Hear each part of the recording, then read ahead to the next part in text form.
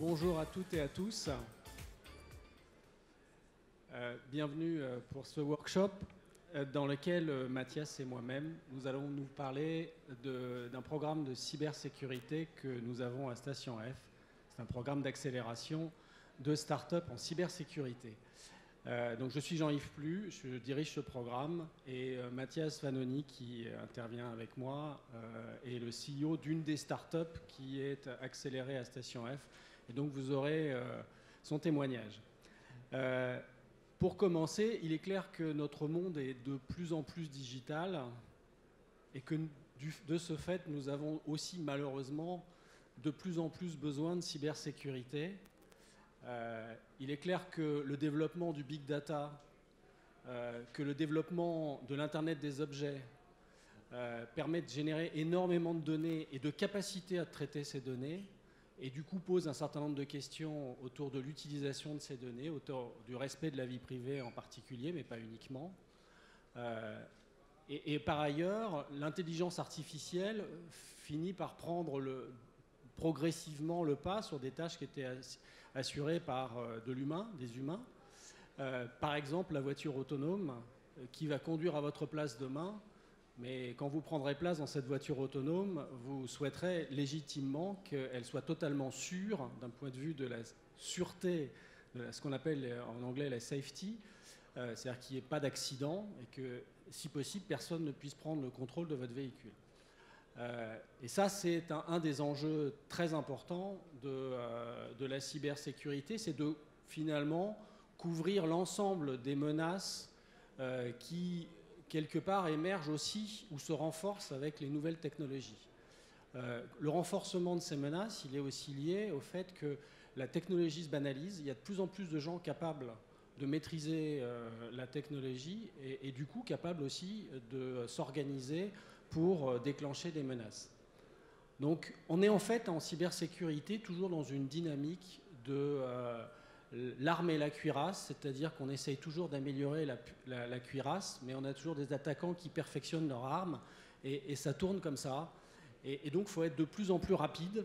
Et c'est la raison pour laquelle Thales, en tant qu'un des leaders de la cybersécurité, on pense que c'est très important de travailler avec tout l'écosystème de start-up qui apporte de l'agilité et de la créativité dans nos processus d'innovation.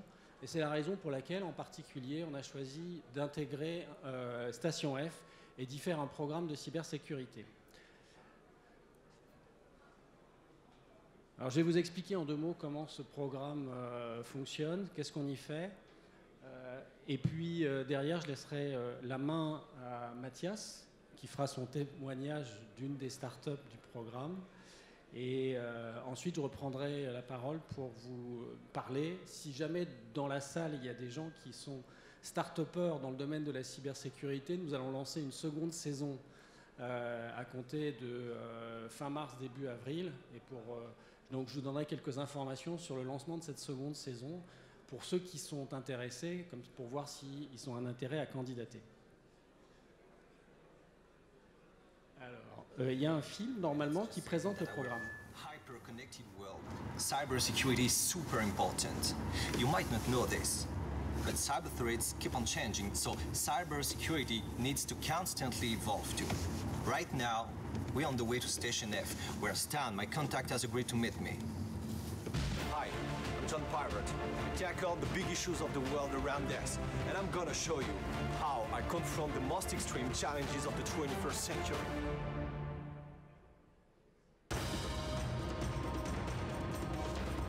Called in Stan because he works for Thales, and well, Thales sure knows a thing or two about the cyber landscape.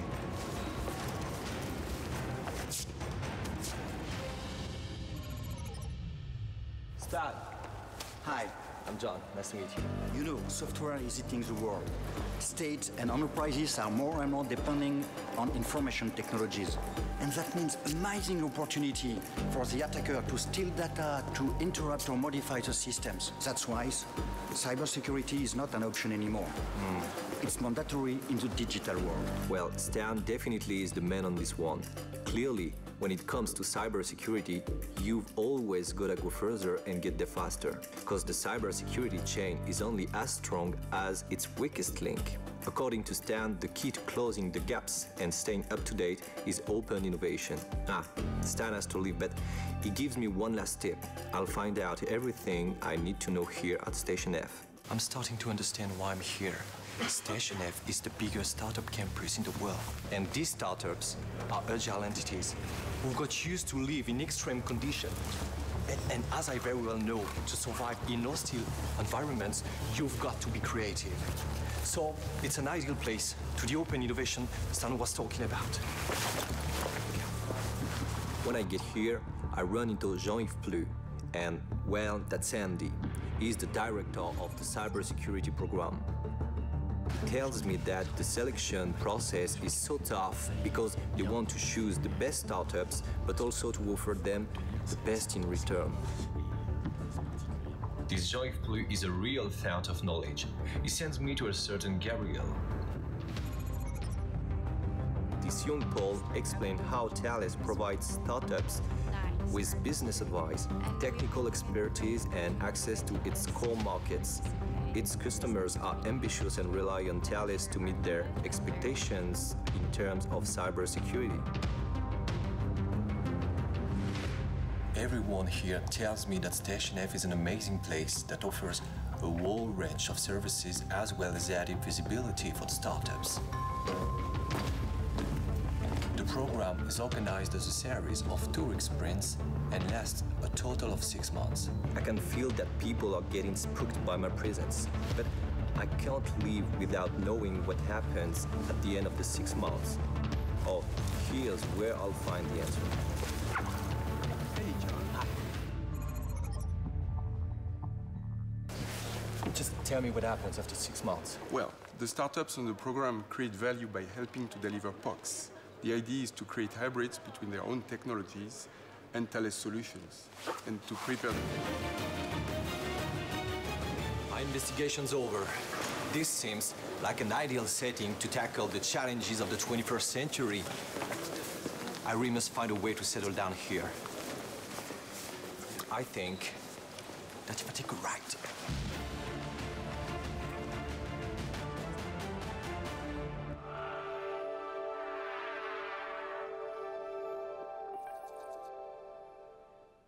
En fait, vous avez là ici un espèce de résumé de mon intervention sur ce qu'on fait à Station F. Alors, juste 2 mots pour Station F, pour ceux qui ne connaissent pas.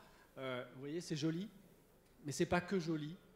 C'est le plus grand campus de start-up au monde avec 1000 start-up. Et ça veut dire quoi concrètement? Ça veut dire beaucoup de visibilité, parce que le monde entier vient à Station F. Il y avait la semaine dernière le président argentin, donc peut-être pas très important pour toutes les start-up, mais le politique vient, les industriels viennent, c'est vraiment un lieu très important en termes de visibilité. Le deuxième point, c'est que c'est un écosystème extrêmement puissant parce que ça a été conçu pour permettre finalement aux start-upers d'avoir un environnement où ils ont tout à portée de main. Ils ont des investisseurs, ils ont des gens pour les conseiller, que ce soit des industriels qui leadent des programmes, que ce soit des accélérateurs. Il y a tout un tas de conseils. Il y a des services publics, par exemple les gens de l'INPI pour déposer des brevets. Donc il y a tout un écosystème de gens qui sont là pour conseiller les startups et pour les aider à se développer. Et ça, c'est extrêmement puissant. Puis c'est vraiment un endroit où on peut faire plein de rencontres, plein de contacts. Il y a aussi beaucoup de conférences. Donc il y a beaucoup aussi de menteurs, de gens qui viennent faire des conférences inspirantes. Et on peut rencontrer vraiment des gens de très bon niveau qui peuvent vous aider et qui peuvent aussi vous ouvrir des portes. Et donc ça, c'est déjà, Station F, c'est un lieu. Ensuite, il y a ce qu'on fait à Station F. Donc ça a été présenté quelque part dans le film que vous avez vu. Mais finalement, on fait un programme d'accélération de 6 mois dans lequel on nomme pour chaque start-up, on fait un programme personnalisé en fonction de là où elle veut aller, sur ses grands objectifs stratégiques. Et en général, on intervient dans 3 domaines. Le domaine de l'amélioration du produit, donc on aide la start-up à améliorer son produit. Ça peut être de l'industrialisation, ça peut être de l'aide au développement de nouvelles fonctionnalités ou du conseil. Ça peut être, par exemple, aussi de tester, d'un point de vue de cybersécurité, la solidité d'un produit de cybersécurité, histoire de garantir que lui-même est bien cybersécurisé. Ça peut être beaucoup de choses. Donc, on nomme pour chaque start-up un coach technique qui va l'aider justement à améliorer son produit. Après, un des gros atouts de ce genre de programme, c'est quand on est un grand industriel comme Thales, pour une start-up, c'est de pouvoir avoir accès à une base clientèle, et donc c'est de faire de la mise en relation entre des clients du groupe et les start-up à des niveaux où finalement c'est plus facile pour elles d'avoir des décideurs en face. Et finalement, on le fait par rapport à des use cases qu'on a définis comme étant prioritaires pour ces startups, c'est-à-dire des use cases qui d'abord peuvent intéresser plusieurs clients du groupe et ensuite peuvent avoir des retombées business à relativement court terme parce qu'on essaye de fabriquer de la traction marché relativement court terme. Donc pour ça, on désigne aussi pour chaque startup, en plus du coach technique, un coach business. Et c'est comme ça qu'on va fabriquer pendant 6 mois un programme où on va travailler avec des processus agiles en open innovation pour arriver à démontrer pour les clients et les use cases qu'on aura identifiés des choses qui peuvent produire vraiment une valeur nouvelle et discriminante sur le marché et qui mettent en valeur les technologies des startups. Pour ça, on engage aussi beaucoup d'expertise au-delà des coachs. On engage beaucoup d'expertise du groupe de gens qui vont ponctuellement venir travailler avec les startups pour essayer de les aider dans leur programme de développement. Alors je vais laisser la parole à Mathias qui va présenter et son produit et finalement les apports du programme pour une startup comme la sienne. Merci Jean-Yves. Et merci de nous avoir sélectionnés pour faire partie du premier batch, parce que c'est ce qui fait que je suis là pour vous présenter ma startup. Donc, vous l'avez compris, Thales a organisé à Station F un programme d'accélération pour startups. Ils en ont une dizaine, dont BioWatch. La startup que je pilote, on est basé en Suisse.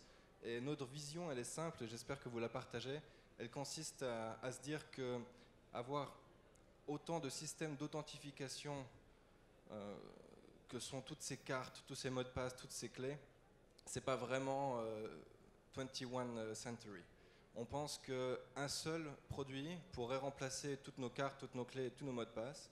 Un produit qu'on porterait au poignet pour avoir on va dire une interaction avec des lecteurs de serrures, des lecteurs de cartes plus facile. Donc le poignet, c'est un bon endroit pour mettre un device qui remplacerait tous ces systèmes d'authentification. Et puis la question de la sécurité se pose. Et c'est là où BioWatch a innové en sécurisant ce produit que vous portez au poignet par la reconnaissance unique des veines de votre poignet. Alors là, vous allez peut-être apprendre quelque chose, mais si vous regardez sur votre poignet, vous allez voir, et notamment dans l'infrarouge, la forme que font vos veines. Et c'est ça qu'on regarde, que le module regarde pour vous identifier et s'activer. Et une fois que c'est sur vous, ça marche tout le temps. Et plus besoin de passe Navigo, juste vous posez le poignet, plus besoin de badge, posez le poignet, plus besoin de mot de passe, vous arrivez vers votre ordinateur, il se déverrouille, vous repartez, il se verrouille automatiquement. Donc ça c'est le monde qu'on veut amener, c'est notre vision. Et Thales donc, nous supporte dans cet effort de développement. Alors, sur le slide d'après, ouais. Donc avec Thales, ça a déjà été un peu couvert par Jean-Yves, mais c'est toujours mieux quand c'est un start-upper qui le dit de sa propre bouche. Ça fait plus vrai.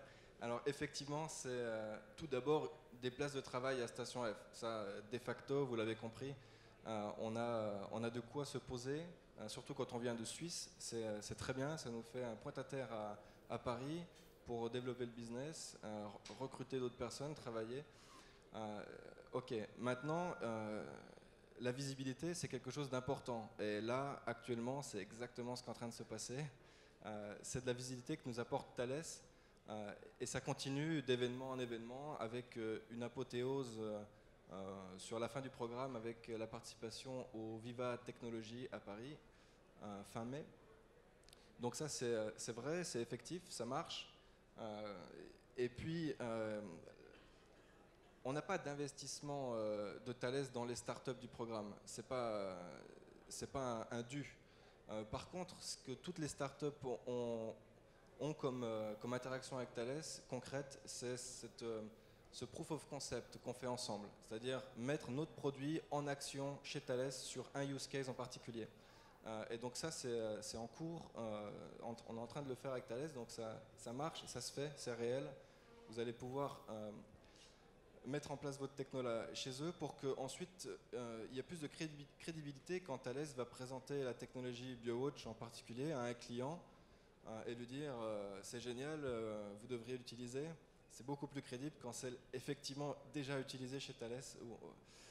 Et puis il y a un autre aspect, c'est que la cybersécurité est devenue un fer de lance chez Thales.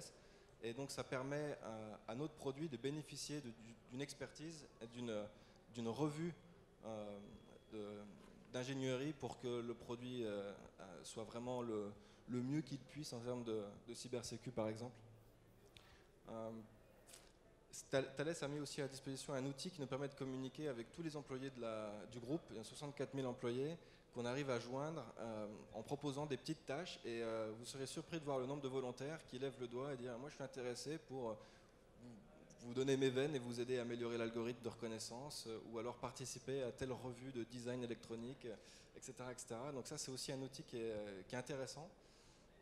Et puis effectivement l'accès aux clients finaux, des clients de Thales qui, comme le dit Jean-Yves, nous sont introduits et puis ensuite le POC sert de crédibilité mais c'est l'intérêt d'avoir des coachs business développeurs qui nous permettent de parler langage client et puis d'aller plus rapidement vers le succès.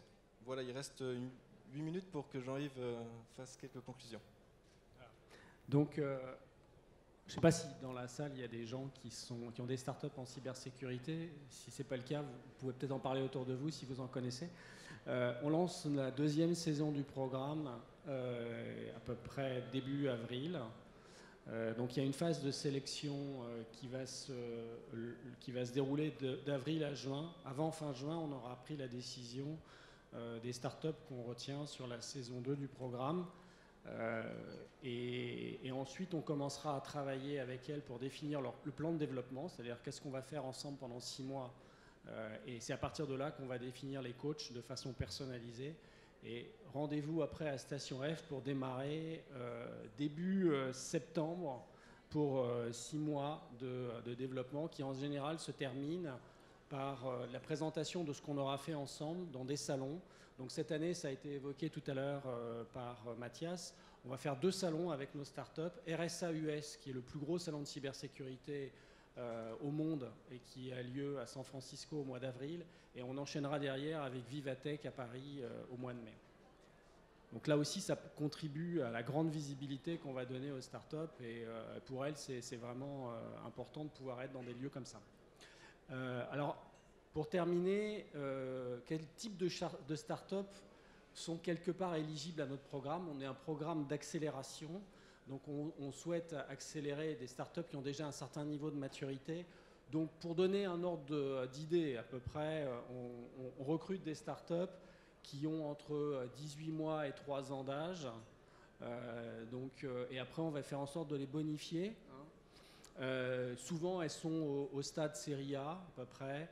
Et ce qu'on demande, c'est qu'elles aient déjà un MVP, Minimum Viable Product. Et aussi, on est assez attentif au fait qu'elles ont des brevets. Alors, pourquoi des brevets ? Parce que statistiquement, il est connu que les startups qui ont des brevets ont plus de chances de réussir dans la durée. Et nous, on veut construire une relation dans la durée avec elles, même si on les accélère pendant 6 mois. Au-delà de ces 6 mois, c'est des accords commerciaux qu'on souhaite faire signer entre les startups et les business du groupe. Ça veut dire que la vie commerciale continue après les 6 mois. Et du coup, si on a investi sur ces startups en termes de temps passé à les développer, on souhaite quand même que cette aventure continue le plus longtemps possible. Donc c'est la raison pour laquelle on demande à ce qu'il y ait des brevets. Alors ça concerne les startups françaises mais étrangères. Là actuellement on a 9 startups dans le programme à Station F. 4 sont françaises, 5 étrangères, viennent des États-Unis, d'Israël, de Suisse, de Pologne en particulier. Et puis il y a quand même, alors ce que certains peuvent considérer comme une contrainte, mais qui est un vrai avantage c'est que pouvoir mettre des gens à Station F, c'est pas uniquement être dans le programme et faire tout à distance, notamment quand on est une start-up étrangère ou même quand on est une start-up française mais qui est basée en province. Être à Station F, c'est faciliter le travail de co-construction avec nous, mais c'est aussi bénéficier de tout l'écosystème de Station F. Voilà en gros ce que je voulais vous dire. La dernière planche représente finalement comment on a modélisé la cybersécurité. En fait, c'est une chaîne dont ça a été dit dans la vidéo tout à l'heure, qui doit être très solide. Et en fait, sa solidité est celle du maillon le plus faible. Donc on l'a modélisé en 5 maillons. Il y a un maillon sur la sécurité des end devices, c'est-à-dire des objets que vous utilisez, avec lesquels vous interfacez pour accéder à vos applications. La sécurité des réseaux, la sécurité des infrastructures dans lesquelles on héberge les serveurs, tous les systèmes de gestion des clés, etc. On stocke les données aussi. La sécurité des applications. Une fois qu'on a couvert ça, on a fait des systèmes qui sont résistants normalement, mais si on les opère pas bien et si on les surveille pas bien en permanence et en continu, en fait on peut avoir aussi des problèmes. Donc on est très attentif aussi à tout ce qui est supervision, administration de la cybersécurité pour être capable d'identifier les vulnérabilités pour les corriger le plus en amont possible, de détecter des attaques et de réagir pour les contenir au maximum.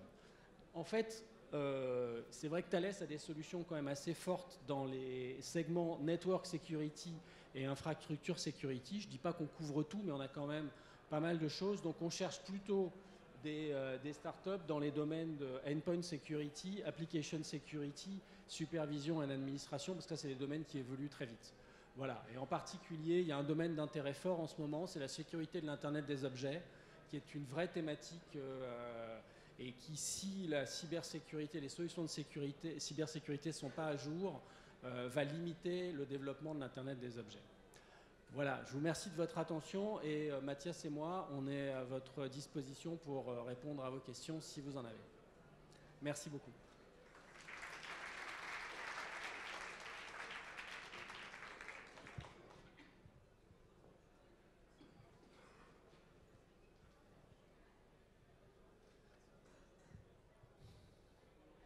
Questions?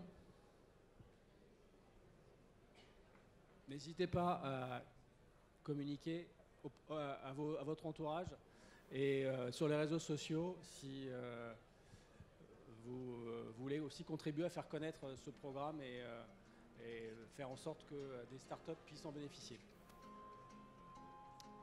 En tout cas, merci à vous de votre attention. S'il n'y a pas de questions, on va laisser la place au suivant. Merci.